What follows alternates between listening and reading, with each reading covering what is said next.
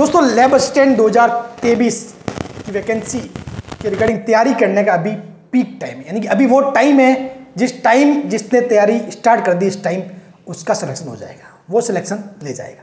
लेकिन अधिकतर का अभी भी प्रिपरेशन स्टार्ट हुआ नहीं है, तैयारी स्टार्ट हो नहीं पाई है। तो उसके पीछे रीज़न है बहुत सारे, मतलब किसी के कुछ और रीज़न, लेकिन मोस्टली जो रीज़न सामने आ रहे हैं वो है कि सर मैं तैयारी किसकी करूं। लैब असिस्टेंट वर्सेस कुछ अलग अलग एग्जाम को लेकर कंफ्यूजन है, लेकिन जो एक सवाल मेरे पास कॉमन आ रहा है, अधिकतर बच्चे पूछ रहे हैं कि सर मैं एलडीसी की तैयारी करूं या फिर लैब असिस्टेंट की करूं, क्या सर मैं एलडीसी और लैब असिस्टेंट की दोनों की तैयारी एक साथ कर सकता हूं या नहीं।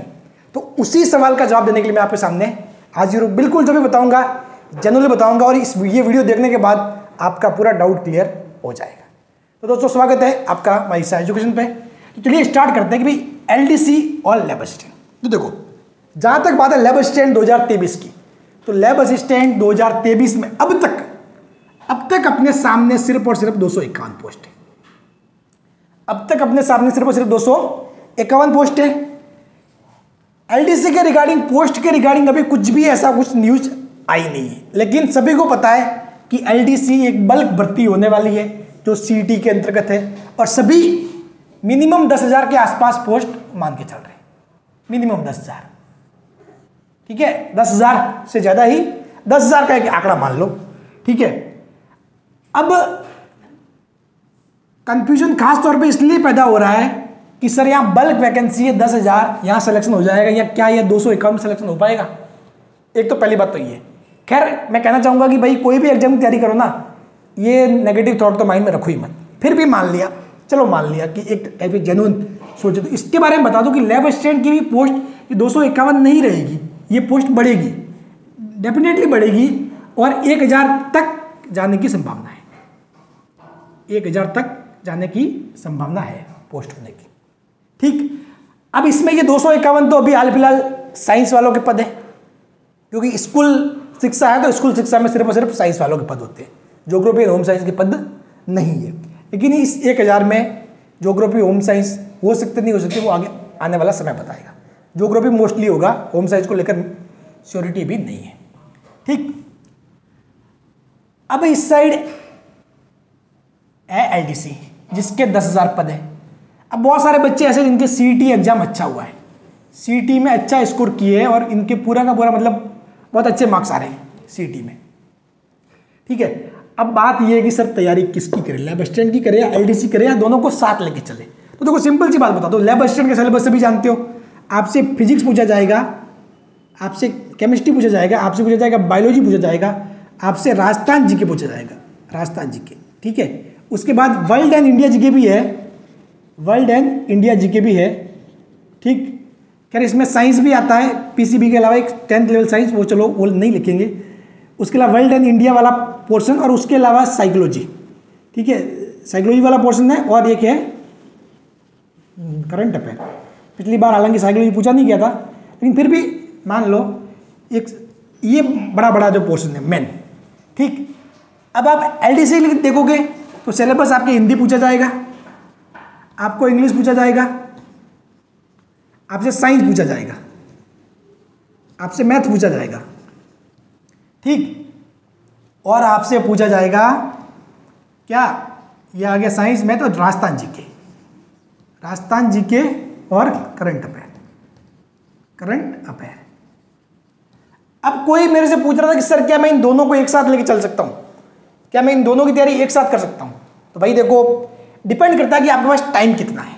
ठीक है, आप यदि कुछ कहीं कॉलेज जा रहे हो या फिर कहीं कुछ और काम जॉब कर रहे हो तो दोनों एक साथ पॉसिबल है ही नहीं, बिल्कुल नहीं है पॉसिबल, क्योंकि सिलेबस में क्या मैच कर रहा है आपके, राजस्थान जीके मैच कर रहा है, ये जो करंट अफेयर है वो करंट अफेयर मैच कर रहा है, और साइंस, ये साइंस थोड़ा अलग है, ये एवरीडे साइंस पूछा जाएगा, जबकि यहाँ फिजिक्स केमिस्ट्री बायोलॉजी है।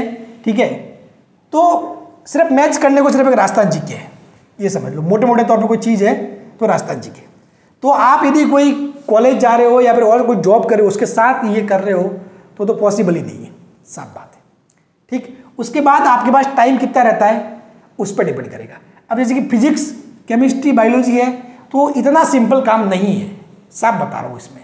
हालांकि मैं तो खुद लैब असिस्टेंट के लिए पढ़ा रहा हूँ, फिजिक्स पढ़ा रहा हूँ, केमिस्ट्री पढ़ा रहा हूँ, मैं तो खुद बोलने को तो आपको बोल देता कि आ जाओ यार ये लैब असिस्टेंट की तैयारी करो, फिजिक्स केमिस्ट्री पढ़ो, मैं फ्री में पढ़ा रहा हूँ। मेरे को व्यू नहीं चाहिए, मेरे को व्यू बिल्कुल भी नहीं चाहिए। आपको डिसीजन लेना है करेक्ट, आपको जॉब लेनी है। तो इसलिए फिजिक्स केमिस्ट्री बायोलॉजी इतना सिंपल काम नहीं है। अगर आपको आता है बढ़िया तो अच्छी बात है, लेकिन इतना सिंपल काम नहीं है। ठीक, आप यदि फुल डे फ्री हो, पहली बात तो ये कि आप पूरा का पूरा फ्री हो, फुल डे फ्री हो ना, तो इन दोनों को साथ ले सकते हो। अगर फुल डे फ्री हो तो दोनों को साथ, वो भी सभी नहीं ले सकते, सभी नहीं ले सकते जिनको इस साइड फिजिक्स केमिस्ट्री बायोलॉजी ठीक ठाक आता है, मतलब ठीक है, और जिनके सीईटी में अच्छा स्कोर हो रखा है, वो लोग इनको साथ में ले सकते हैं। लेकिन कुछ बच्चे ऐसे हैं जिनको फिजिक्स, जिनके सिर्फ 12th साइंस की हुई है, बाकी जिनको ना तो फिजिक्स इतना अच्छा है, ना ही केमिस्ट्री इतना अच्छा है, ना ही बायो इतना अच्छा है, ठीक है, इतना मतलब उसमें है नहीं, तो आप इसमें ना कूदें, आप एलडीसी में ही रहे, क्योंकि एलडीसी की भर्ती आएगी, पक्का आएगी। और आपके जब सीईटी में अच्छे मार्क्स बन ही रहे हैं, इस सीईटी में यदि 2022 के सीईटी में अच्छे मार्क्स बन रहे हैं, तो हिंदी आपके पढ़ा हुआ, इंग्लिश पढ़ा हुआ, साइंस पढ़ा हुआ, मैथ्स पढ़ा हुआ, इसी को सिलेबस को पढ़ते रहिए और आप इस एलडीसी वाले पोर्शन में ही रहे। समझ गए? हाँ, ऐसा नहीं कि मतलब बिल्कुल ही मतलब इस पर जंप कर जाओ, मतलब ठीक है, अगर आपके सीईटी में इसमें अच्छे मार्क्स बन रहे हैं तो आप एलडीसी पे ही फोकस करें, लैब असिस्टेंट की तरफ आने की कोशिश ना करें। मैं आपको पहले से ही कह रहा हूँ, ठीक है ना। फिर बाद में ऐसा नहीं हो कि सर मतलब मैं कहाँ से एलडीसी की तैयारी कर लेता, ठीक है। ये जो जरूर है कि अभी आपके सामने लैब असिस्टेंट की पोस्ट आई है, लेकिन एलडीसी भी आएगी, ये गारंटी है, इसमें कोई दो राय नहीं है। क्योंकि सिलेबस यदि सेम होता तो बात और थी कि भाई आप दोनों को साथ लेके चल सकते थे। अब तो आप फुल डे फ्री हो और आपकी फिजिक्स केमिस्ट्री बायोलॉजी पहले से ठीक ठाक है, मतलब ठीक है, तो आप चीज़ें कर सकते हो। समझ गए?